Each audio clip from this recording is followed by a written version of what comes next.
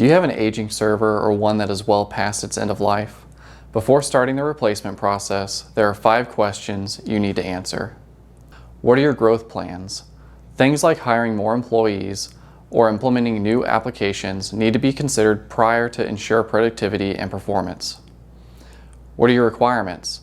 Understanding needs such as memory, CPU, storage, and access will help you determine the right solution for your organization as well as a predictable budget.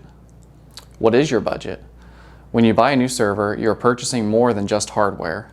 Warranties, licenses, support, and backup solutions are all items you must include in your final budget. Do you have any regulatory requirements?